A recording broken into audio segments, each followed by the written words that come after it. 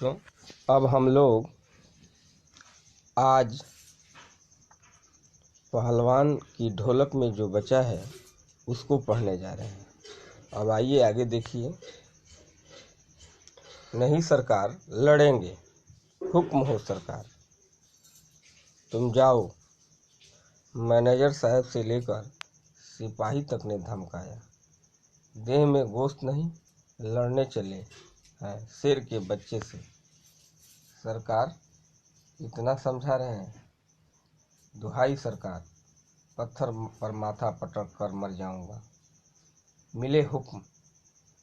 वह हाथ जोड़कर गिड़गिड़ाता रहा था। भीड़ अधीर हो रही थी, बाजे बंद हो गए थे। पंजाबी पहलवान की जमायत क्रोधित होकर लट्टन पर गालियों का बौछार कर रही थी। दर्शकों की मंडली उत्तेजित हो रही थी। कोई कोई लट्टन के पक्ष में चिल्ला उठता था, उसे लड़ने दिया जाए।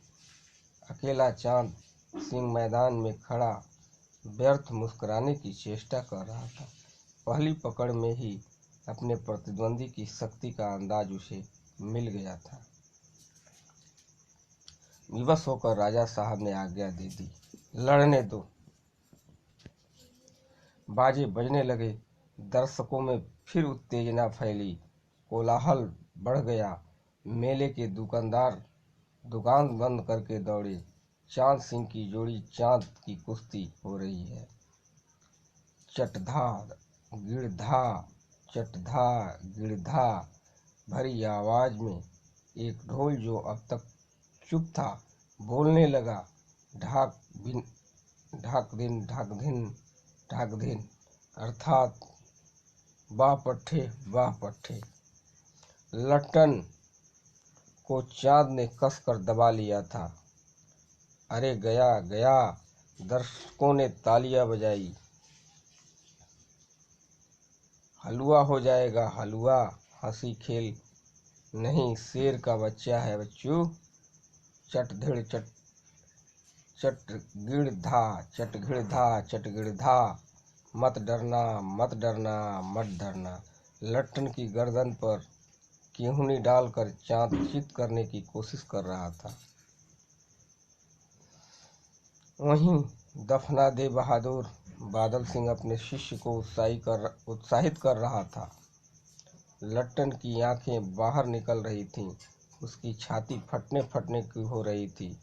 राजमत बहुमत चांद के पक्ष में था। सभी चांद को शाबाशी दे रहे थे। लट्टन के पक्ष में सिर्फ ढोल की आवाज थी, जिसकी ताल पर वह अपनी शक्ति और दाव पेच की परीक्षा ले रहा था, अपनी हिम्मत को बढ़ा रहा था। अचानक ढोल की एक पतली आवाज सुनाई पड़ी, धकधिन तिरकट तिन। लट्टन को स्पष्ट सुनाई पड़ा कि ढोल कह रहा था, दाव काटो बाहर हो जा, दाव काटो बाहर हो जा।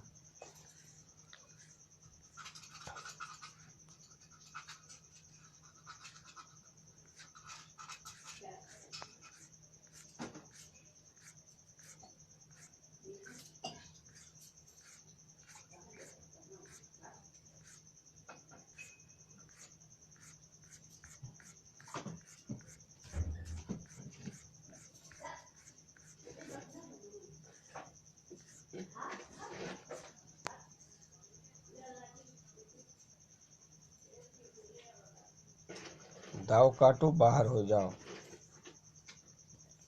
लोगों के आश्चर्य की सीमा नहीं थी। लट्टन दाव काटकर बाहर निकल और तुरंत लपक कर उसने चांद की गर्दन पकड़ ली। बाहर मिट्टी के शेर, अच्छा बाहर निकल आया। इसलिए तो जनमत बदल रहा था। मोटी और भौड़ी आवाज वाला ढोल बज रहा था। चट धा, उठ और पटक दे, अब पटक दे। लट्टन ने चालाकी से दाव और जोर लगाकर चांद को जमीन पर दे मारा। धिनाधिन धिक धिना अर्थात चित करो। लट्टन ने अंतिम जोर लगाया और चांद सिंह को चारों खाने चित्त हो रहा। धा गिड़ घिड़, धा घिड़ घिड़, धा घिड़ घिड़, वाह बहादुर, वाह बहादुर, वाह बहादुर। जनता यह स्थिर नहीं कर सकी किसकी जय ध्वनि की जाए।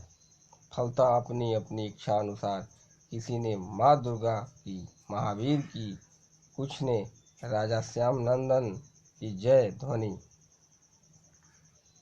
की। अंत में सम्मिलित जय से आवाज गूंज उठा।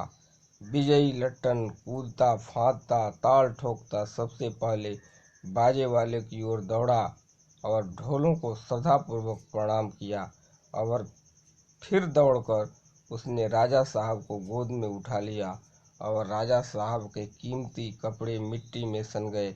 मैनेजर साहब ने आपत्ति की, हे अरे रे, किंतु राजा साहब ने स्वयं उसे छाती से लगाकर गदगद होकर कहा, जीते रहो बहादुर, तुमने मिट्टी की लाज रख ली। पंजाबी पहलवान की जमायत चांद सिंह की आंखें पूछ रही थी। लट्टन को राजा साहब ने पुरस्कृत ही नहीं किया, अपने दरबार में सदा के लिए रख लिया। तब से लट्टन सिंह राजा पहलवान हो गया और राजा साहब उसे लट्टन सिंह कहकर पुकारने लगे। राज पंडितों ने मुंह बिचकाया, हुजूर जाति का सिंह। मैनेजर साहब क्षत्रिय थे, क्लीन शेव, चेहरे को संकुचित करते हुए अपनी शक्ति लगाकर नाक के बाल उखाड़ रहे थे। चुटकी से अत्याचारी बाल को रगड़ते हुए बोले, हाँ सरकार, यह अन्याय है। राजा साहब ने मुस्कुराते हुए सिर्फ इतना ही कहा, उसने क्षत्रिय का काम किया है। उसी दिन से लट्टन सिंह पहलवान की कीर्ति दूर दूर तक फैल गई। पौष्टिक भोजन और व्यायाम तथा राजा साहब के स्नेह दृष्टि ने उसकी प्रसिद्धि में चार चांद लगा दिया। कुछ वर्ष में ही उसने एक एक कर नामी पहलवानों की मिट्टी सुंघाकर आसमान दिखा दिया। काला खां के संबंध में यह बात मशहूर थी कि वह ज्यों ही लंगोट लगाकर आली कहकर अपने प्रतिद्वंदी पर टूटता है, प्रतिद्वंदी पहलवान को लकवा मार जाता है। लट्टन उसको भी पटक कर लोगों का भ्रम दूर कर दिया। उसके बाद से वह राज दरबार का दर्शनीय जीव ही रहा। चिड़िया खाने में पिंजड़े और जंजीरों को झकझोर कर वह बाग दहाड़ता है। हाँ हू सुनने वाले कहते, राजा का बाग बोला। ठाकुर बाड़े के सामने पहलवान गरजता, महावीर लोग समझ लेते कि पहलवान बोला। मेले में वह घुटने तक लंबा चोगा पहने अस्त व्यस्त पगड़ी बांधकर मतवाले हाथी की तरह झूमता चलता। दुकानदार को चुगल करने की सूझती। हलवाई अपनी दुकान पर बोलता, पहलवान काका, ताजा रसगुल्ला बना है, जरा नाश्ता कर लो। पहलवान बच्चों की सी स्वाभाविक हंसी हंसकर कहता, अरे तनी मनी काहें लें, अब 1.5 सेर और बैठ जाता। 2 सेर रसगुल्ला को उदरस्त करके पेट में डालकर मुंह में 8-10 पान की गिलोरियां ठूस ठूठी को पान के रस से लाल करते हुए अपनी चाल में मेले में घूमता। मेले से दरबार लौटने के समय उसकी अजीब हुलिया रहती। आंखों पर रंगीन अबरख का चश्मा, हाथ में खिलौना नचाता और मुंह से पीतल की सोटी बजाता हंसता हुआ वापस आ जाता। बल और शरीर की बुद्धि के साथ बुद्धि का परिणाम घटकर बच्चों की बुद्धि के बराबर ही रह गया था। उसे दंगल के ढोल आवाज सुनते ही वह अपने भारी भरकम शरीर का प्रदर्शन शुरू कर देता था। उसकी जोड़ी तो मिलती ही नहीं थी। यदि कोई उससे लड़ना भी चाहता तो राजा साहब लट्टन को आज्ञा नहीं देते। इसलिए निराश होकर लंगोट लगाकर देह में मिट्टी मल और उछालकर अपने को सांड या भैंसा साबित करता रहता। बूढ़े राजा साहब देख देख कर मुस्कुराते रहते। यूं ही 15 वर्ष बीत गए। पहलवान अजय रहा। वह दंगल में अपने दोनों पुत्रों को लेकर उतारता था। पहलवान की सास पहले ही मर चुकी थी। पहलवान की स्त्री भी 2 पहलवानों को पैदा करके स्वर्ग सिधार गई थी। दोनों लड़के पिता की तरह ही गठीले और तगड़े थे।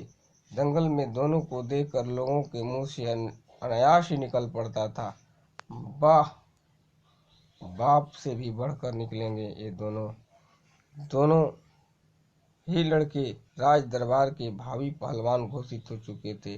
अतः दोनों भरण पोषण दरबार से हो रहा था।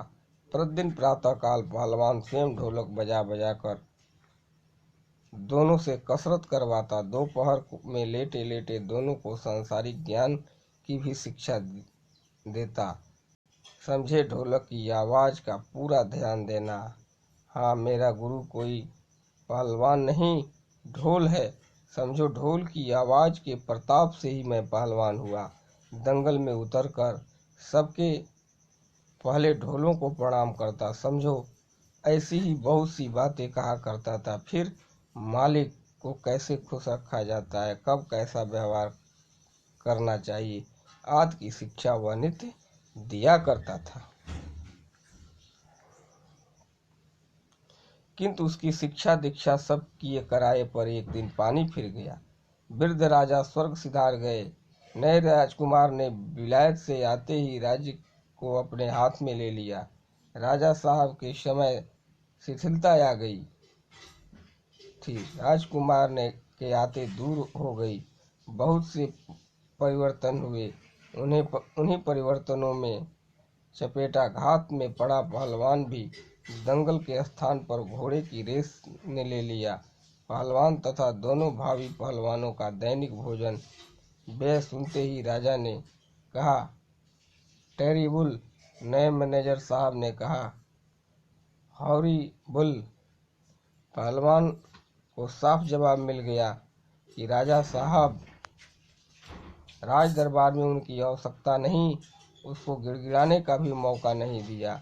उसी दिन वह ढोलक कंधे से लटकाकर अपने दोनों पुत्रों के साथ अपने गांव लौट आया और वहीं रहने लगा। गांव के एक छोर पर गांव वालों ने एक झोपड़ी बांध दी। वहीं रहकर गांव के नौजवानों और चरवाहों को कुश्ती सिखाने लगा। खाने पीने का खर्च गांव वालों की ओर से बंधा हुआ था। सुबह शाम वह स्वयं ढोलक बजाकर अपने शिष्यों को, पुत्रों को दाव पेच वगैरह सिखाया करता था। गांव के किसान और खेतिहर मजदूर के बच्चे भला क्या खाकर कुश्ती सीखते। धीरे धीरे पहलवान का स्कूल खाली पड़ने लगा। अंत में दोनों पुत्रों को ही वह ढोलक बजा बजा कर लड़ाता रहा, सिखाता रहा। दोनों लड़के दिन भर मजदूरी करके जो कुछ लाते उसी से गुजर हो रही। अकस्मात गांव पर वज्रपात हुआ। पहले अनावृष्टि, फिर अन्न की कमी, तब मलेरिया और हैजे ने मिलकर गांव को भूनना शुरू कर दिया। गांव पराया सूना हो चला। घर के घर खाली पड़ गए। रोज 2-3 लाशें उठने लगी। लोगों में खलबली मची हुई थी। दिन में तो कलरव, हाहाकार, हृदय विदारक रुदन के बावजूद भी लोगों के चेहरे पर प्रभा दृष्टि गोचर होती। शायद सूर्य के प्रकाश से सूर्योदय होते ही लोगों के कांपते कूकते कराहते अपने अपने घरों से बाहर निकलकर अपनी पड़ोसियों और आत्मियों की ढाढ़स बंधाते थे। अरे क्या करोगी रोकर दुल्हन, जो हो गया सो तो चला गया। वह तो तुम्हारा नहीं था, वह है जो उसको देखो। भैया, घर में मुर्दा रखकर कब तक रोओगे, कफन कफन की क्या जरूरत है, जाओ नदी में इत्यादि। आज बस इतना ही, आगे कल।